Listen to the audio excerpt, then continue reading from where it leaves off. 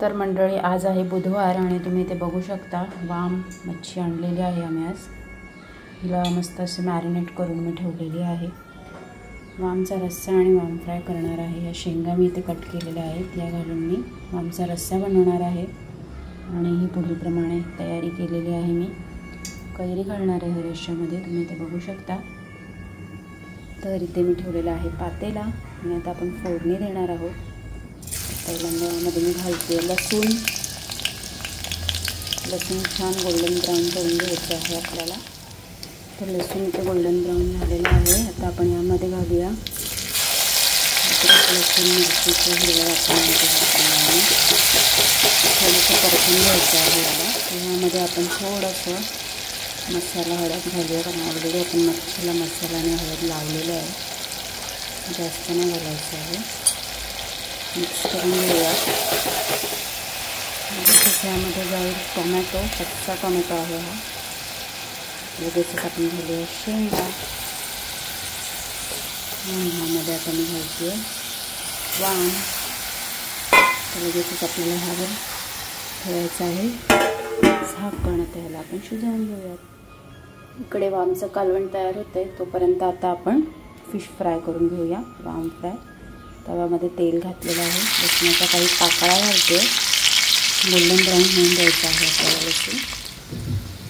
लसूण मस्त असा लाल झालेला आहे. आता आपण यामध्ये तुकड्या घालूया एक एक तरी. दुसरीकडे वामचं कालवण होते तोपर्यंत आपण तुकड्या नंतर गॅसवर फ्राय करायला ठेवूया.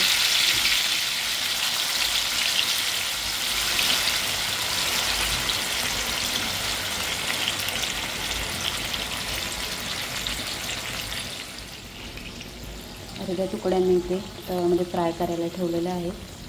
राहिलेल्या पण आपण अशाच फ्राय करून घेणार आहोत. तुकड्या छान फ्राय होत आहेत आता आपल्या. आता मी इथे एकीकडे चपातीसाठी पीठ मळून घेते. चपात्या करून घेणार आहे आता. पहिला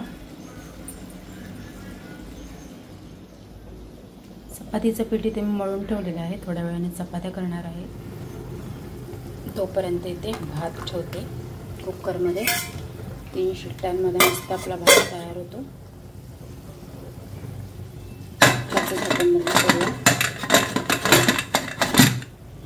इथे आपलं वामचं कालवण तयार होत आहे. तर आपण आता कैरी घालूया. तुम्हाला आवडते का कैरी? मस्त कैरीचं सीझन, आंब्याचं सीझन सुरू झालेलं आहे. त्यामध्ये मी कैरी घालते. कैरी शिजून देऊया आणि मग आपलं वामचं कालवण तयार.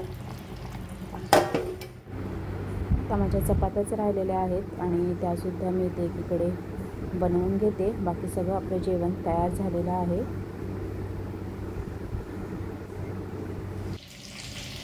चपात्या संपूर्ण करून घ्यावेल्या आहेत. तर इथे कुकरमध्ये भात झालेला आहे. इथे वामचा रस्सा आहे. तर आपण कोथिंबीर टाकूया. त्याचबरोबर इकडे तुकड्यासुद्धा आपला रेडी झालेला आहे. तर वेडनेसडे स्पेशल लंच आजचा आपला तयार झालेला आहे. तर या सगळ्यांनी जेवायला. काकडी आणि कांदासुद्धा मी इथे कापून घेतलेला आहे आणि मस्त आपली इथे नॉनव्हेज लंच थाली तयार आहे.